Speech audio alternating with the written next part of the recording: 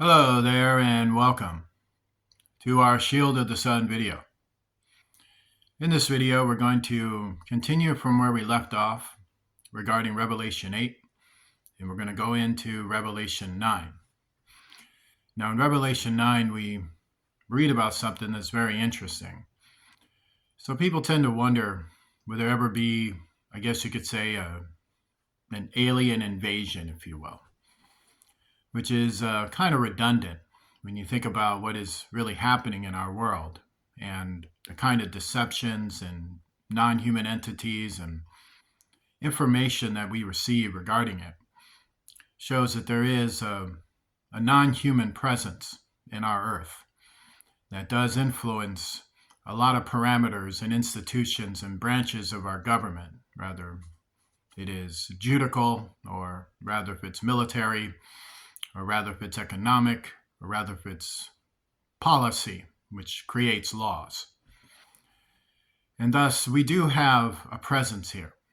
One might say an invasion has already taken place, but in a way for which Jesus Christ did describe, that it's done in a way that was under the noses of people, and that one day things that are kept secret, things that are kept in the dark, will come out into the light. And thus will there be a time where everybody will see it and see a very terrifying event that happens in our world. One must understand that evidence in archaeology and evidence in our history shows that this isn't a new thing, that it's actually happened before. The Bible talks about the days of Noah, where in the first verses of Genesis 6 is what you're actually reading about. You're reading about an invasion that culminated into the entire world being corrupted and an entire world eventually having to be destroyed.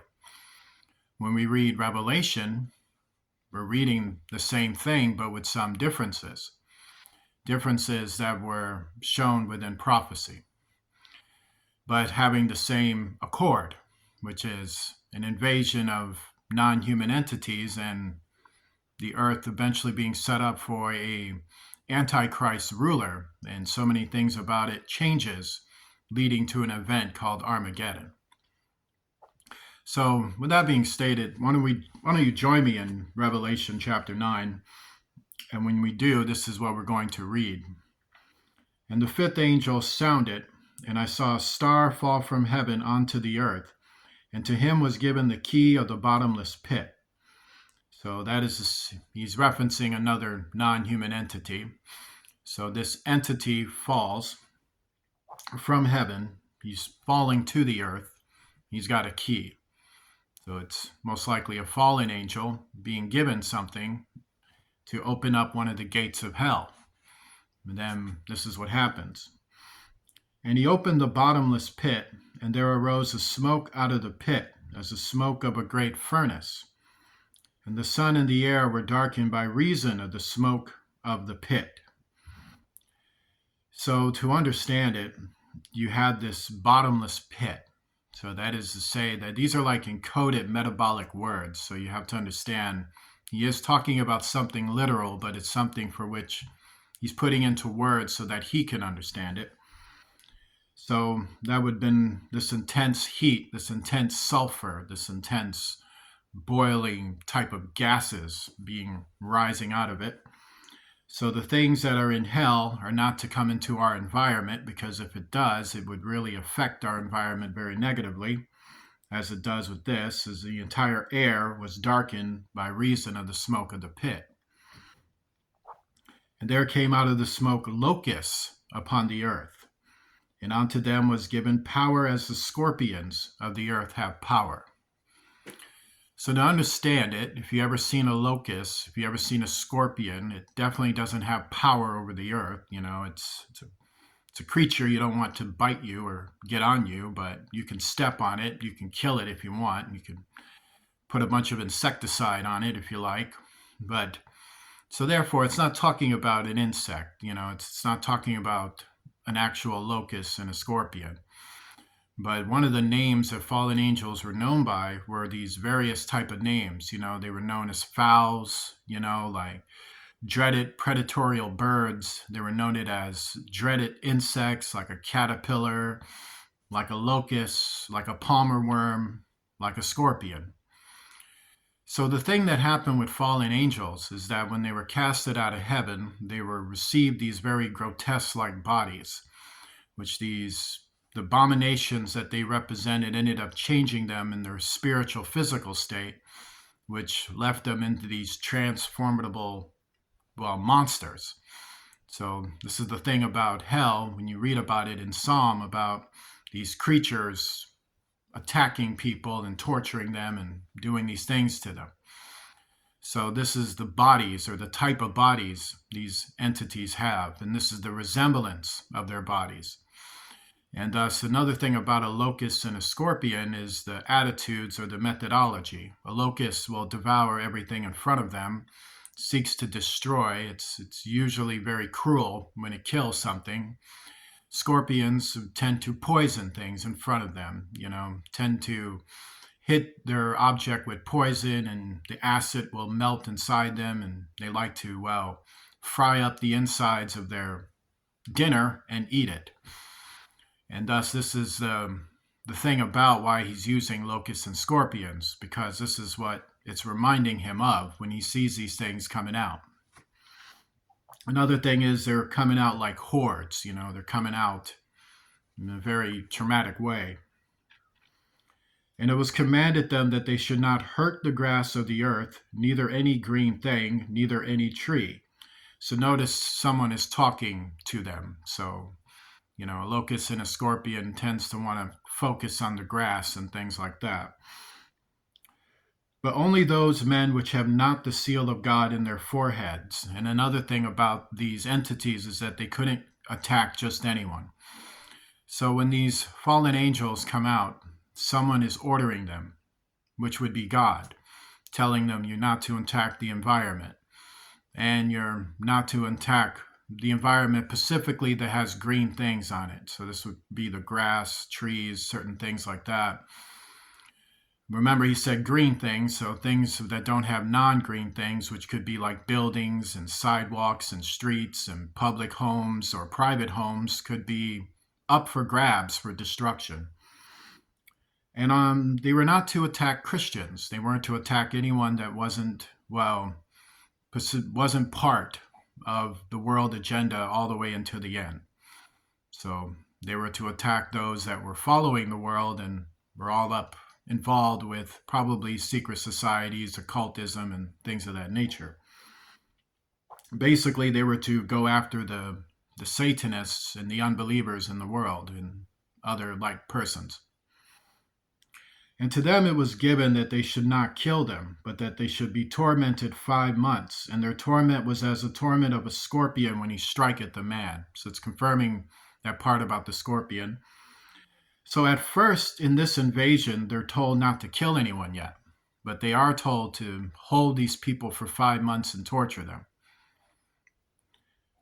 In those days men shall seek death and shall not find it, and shall desire to die, and death shall flee from them. So if you notice about the type of attack it is, it's so horrible that people are begging to die. They want to die. Like, please kill me. This is terrible. And thus, this is what starts happening when this particular event happens. So notice how a lot of other events had already taken place before this event happens. And so we are close to these other events, happening. Some of them already have and some on the way. And then this would be on the way next. And the shapes of the locusts were like unto horses prepared unto battle. And on their heads were, as it were, crowns like gold, and their faces were as the faces of men, and they had hair as the hair of women, and their teeth were as the teeth of lions. So ultimately, what did these beings look like? The descriptions of them come really right out of an Anne Rice vampire novel. They're beings of a monstrous appearance, but they also have fair-like appearances in their faces. They have long hair like that of a woman, but they have like a masculine face of a man. They also have crowns like gold. So these were persons that one time had some kind of princely authority, but it was stripped from them. They had some kind of title, and it was stripped from them. And they one time had a fair heavenly appearance, but they only resemble what they once looked like, having these monstrous bodies. And they have these teeth that are meant to devour, like chew you up, spit you out, and drink your blood. So it's pretty messed up. And let's read further here. And they had breastplates, as it were, breastplates of iron, and the sound of their wings was as the sound of chariots and many horses running to battle. So that is to say that they had a battle armor that they had on as well. So these were one-time angels of God who one time had a high knightly authority, and they were all banished into hell at a certain point, and then they were allowed to come out from hell and wreak havoc all over the earth. And when they come wreaking havoc, you notice chariots and many horses running to battle. So it's a description, and the description is in their wings. That's to say their flight pattern. So that is to say that they move with tremendous sound, that their sounds are taking or building up within itself the taking of multiple vibrations. And these vibrations are at a certain frequency, that it's moving very, very fast, probably faster than what you can even expect. And thus they are beings of energy, is the point, is that they are gathering this supernatural energy and moving with this blinding speed, moving with ferocity. And they are attacking everywhere all over the earth and torturing people for approximately 5 months when they're released. And they had tails like, notice it says like, onto scorpions, and there were stings in their tails, and their power was to hurt men 5 months. So that is to say that they were attacking them with a weapon that they had upon them. And when this weapon was being fired at them, it was inducing torture on all these people, probably taking them and methodically torturing these people with precision. It's quite, horrible, in fact. They had a king over them, which is the angel of the bottomless pit, whose name in the Hebrew tongue is Abaddon, but in the Greek tongue hath his name Apollyon. The Hebrew word, because this is written in ancient Greek, so there's another name for this particular being. In Hebrew, he's noted as Azazel. And this particular Azazel, Abaddon, eventually becomes Apollyon. So who is he talking about? Well, apparently at the time when this attack takes place, this is when the Antichrist will be more seen upon the earth. This is when comes a time when this person is not much of a secret anymore. He's not much of a mystery anymore. Like people will gather to know who he is. So there will be a Messiah figure who will represent himself as a sun god and other types of deities for people to enjoy. So Apollyon is to say someone that is a hybrid, someone that's been possessed by one of the gods, someone that is now being cloaked in the entire coat of the gods. The type of god that becomes one with them is noted as a sun god. So this is to say that this is the son of Lucifer, the one that Paul talked about in 2 Thessalonians, the man of sin, son of perdition. Hence, Apollyon. So what we have is that these fallen angels are under the control of the Antichrist, that the Antichrist will have power not just in our temporal world, which is to say over governments and institutions on earth, but he has power over supernatural legions that are based out of hell and in unseen hidden principalities for which Ephesians 6 tells us about. So he is a person of two worlds, or a person of two dimensions, the dimension we see and the dimensions we don't see, which is those particular dimensions that house those demonic forces. So this is the Antichrist leading the invasion, probably saying, I'm just going to torture you for 5 months. It wasn't like I was going to kill you, but he's doing what he's supposed to do. He's been ordered in prophecy to do this, and the time comes when it comes, and the attack goes down. After the attack, it says, one woe is past, and behold, there come two woes more hereafter. So we'll discuss this other invasion in our next video.